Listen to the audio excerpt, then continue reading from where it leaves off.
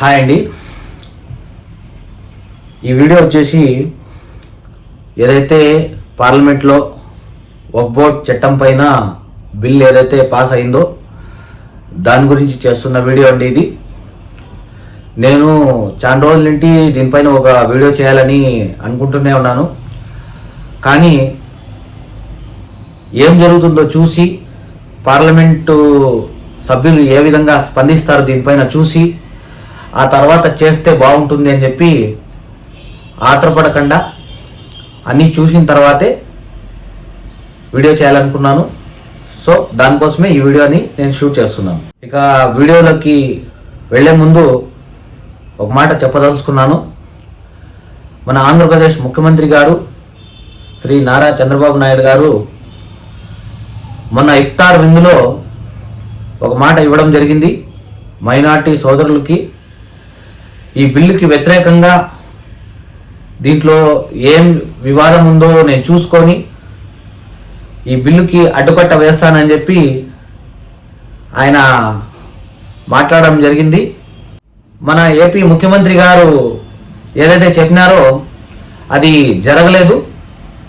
Bill అయితే pass అయిపోయింది. ఇక్కడ మీరు రాజకీయం తెలియని వాళ్ళకు కూడా రాజకీయం నేర్పిస్తారనేది నాకైతే ఇక్కడ స్పష్టంగా కనబడతా ఉంది. మా ముస్లిం సోదరులు ఏ ఒక్కదానికి కూడా మాకు జాబులు లేవని కానీ మాకు ఉద్యోగాలు ఇవ్వండి అని కానీ ఎప్పుడు కూడా ఎక్కడా కూడా ప్రొటెస్ట్ అనేది ఎక్కడా చేయరు కూడా. ఎందుకంటే వాళ్ళకి బలం ఏదో బండి తోపుడు బండి పెట్టుకొని అయినా మనం బతకగలము అని చెప్పి ఒక బలం. ఆ బలం వల్ల ఎక్కువ శాతము మాకు రిజర్వేషన్ కల్పించండి, మాకు ఉద్యోగాలు కల్పించండి ఇలాంటి దానిలోకి చాలా వరకు వెళ్ళరు. ఒక్కటి ఆ ఎన్ఆర్సీ కోసం ఒకసారి నిలబడినారు. ఇప్పుడు మళ్ళీ ఈ వక్ఫ్ బోర్డ్ ప్రాపర్టీల గురించి నిలబడతా అన్నారు. ఎప్పుడున్నా అన్యాయం జరుగుతుందంటే మాత్రమే నిలబడతారు. అన్యాయం లేకపోతే దాని వైపు కూడా కన్నెత్తి కూడా చూడరు మైనార్టీ సోదరులు. టీడీపీ పార్టీలో అనేక మంది ఎమ్మెల్యేలు ముస్లిం సోదరులు ఉన్నారు. ఒక్కరు కూడా దీని గురించి ప్రొటెస్ట్ చేయాల. ఉదాహరణకి మన ఊరు ఎమ్మెల్యే గారు కూడా ఉన్నారు. ఎక్కడ కూడా ఒక టెంట్ అనేది వేయాల. మీరు ఒక టెంట్ వేసినట్టయితే ఎంతమంది జనాలు దాని వెనకాల నిలబడతారనేది మీకు తెలిసేది. అయినప్పటికీ వాళ్ళు మీకు మద్దతుగానే నిలబడినారు. అది మీకు కూడా తెలుసు. వాళ్ళ మద్దతు లేకుండా మీరు మదనపల్లిలో గెలిచేవారు కాదు. అయినప్పటికీ వాళ్ళకి సపోర్ట్గా మీరు నిలబడలా. ఈ బిల్లుకు వ్యతిరేకంగా మీరు నిలబడలా. మీరే కాదు, టీడీపీలో ఉన్న ప్రతి ముస్లిం నాయకుడు కూడా దీని వెనకాల లేడు. పదవి అనేది 4 years 5 years ఉంటుంది. అది మీరు బాగా గమనించాలి. ఎక్కువ కాలం ఉండే పరిస్థితి లేదు. మనకు శాశ్వతంగా మసీదులు ఉంటాయి. మనకు ఏదైతే ఇస్లాం ధర్మం ఉందో అది నిలబడుతుంది. దానికోసమే మనం పాటు పడాలి అని చెప్పి నేనైతే కోరుకుంటున్నాను. మీరు ఒక ఎమ్మెల్యేగా ఎన్నికైన తర్వాత ప్రతి ఒక్కరి గురించి దృష్టి సారించాలి. అది హిందూ అయినా సరే, ముస్లిం అయినా సరే, సిక్ అయినా సరే, ఈసాయి అయినా సరే, ఎవరైనా సరే వాళ్ళకి ఎటువంటి భంగం కలగకుండా మీరు అయితే ప్రయత్నం చేయాలి.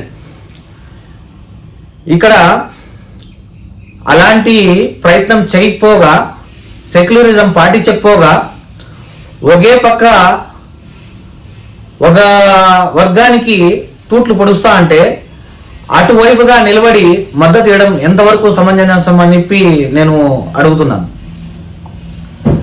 ఇక్కడ రాజకీయం తెలియని వాళ్ళకు కూడా రాజకీయం నేర్పిస్తారని చెప్పి నేను ఎందుకంటే చెప్తున్నానంటే, ఇంతకుముందు జనరేషన్కి ఎవరికి తెలిసేది కాదు. ఏమని రామారావు గారికి వెన్నుపోటు పొడిచినారు అంటే ఎవరికి అంతగా అర్థం కాలాది. కానీ ఈ విషయంలో మాత్రము మా ముస్లిం సోదరులకి చాలా బాగా అర్థమైందని చెప్పి నేను ఈ వీడియో ద్వారా తెలియజేస్తున్నాను. ఇండియాలో ఉన్న మొత్తము ఏవైతే ప్రాపర్టీస్ ఉన్నాయో మొత్తం ప్రైవేటీకరణ చేసేసినారు, అమ్మేసినారు. ఇంకా మిగిలింది ఏది ఒక్క వక్ఫ్ బోర్డ్ ప్రాపర్టీస్ మాత్రమే. ఆ వక్ఫ్ ప్రాపర్టీస్ పైన మనం కబ్జా చేసినట్టయితే మనం నిలదొక్కోగలము, పెద్ద పెద్ద వాళ్ళకి మనం దగ్గర తీసుకోగలము అని చెప్పి దీన్ని పాస్ చేయడం జరిగింది. అది మీ అందరికీ తెలుసు కూడా. ఇక్కడ తెలియని వాళ్ళకి కూడా రాజకీయం ఎందుకు తెలుస్తుందంటే మీ ఎత్తుగడ, మీరు ఎలాంటి ఎత్తు వేసినారు. ముందరైతే ఈ విధంగా చెప్తారు, అక్కడైతే బిల్ పాస్ చేపిస్తారు. రెండు విధాలుగా మీరు గేమ్ ఆడతారు. ఎలాంటి గేమ్ అంటే పాము సావకూడదు, కట్టి ఎరగకూడదు.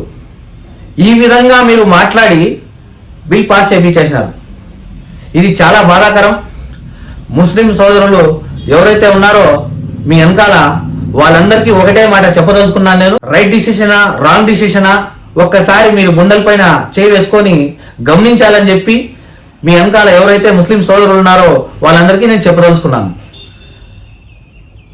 దాంతోపాటు మన అధికారులు ఎవరైతే ఉన్నారో, మనకు పాలించే వాళ్ళు ఎవరైతే ఉన్నారో ఎమ్మెల్యేలుగా, వాళ్ళు కూడా ఒకసారి గమనించమని నేను ఈ వీడియో ద్వారా తెలియజేసుకుంటున్నాను. మీ పార్టీలో ఈ 4 ఏళ్ళు గడిచిపోతే అందరూ మర్చిపోతారు అనుకుంటున్నారేమో. మర్చిపోరు సార్.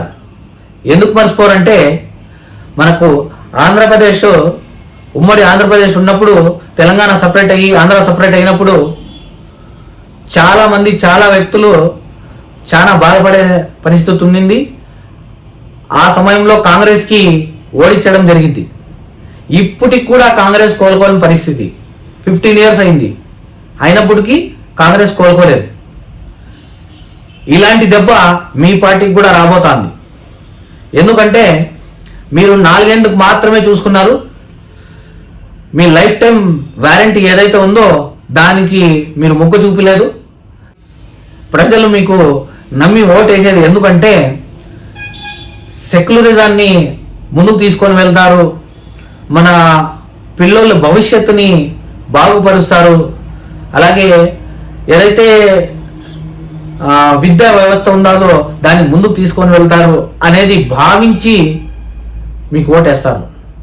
మీరు ఎంతసేపుకి అమ్ముడుపోయే కార్యక్రమం, ఎవరు డబ్బులు ఎక్కువ ఇస్తే వాళ్ళ పక్క వెళ్ళిపోతారు, ఎవరు మీకు మొబ్బ పెడితే వాళ్ళ పక్క వెళ్ళిపోతారు. ఈ విధంగా చేయడం వల్ల డెమోక్రసీ అనేది దెబ్బతింటుంది. ఇది మీరు గమనించాలి. గమనించి డెమోక్రసీ వైపు నడుస్తారని ఆశిస్తూ సెలవు తీసుకుంటున్నాను. Thank you.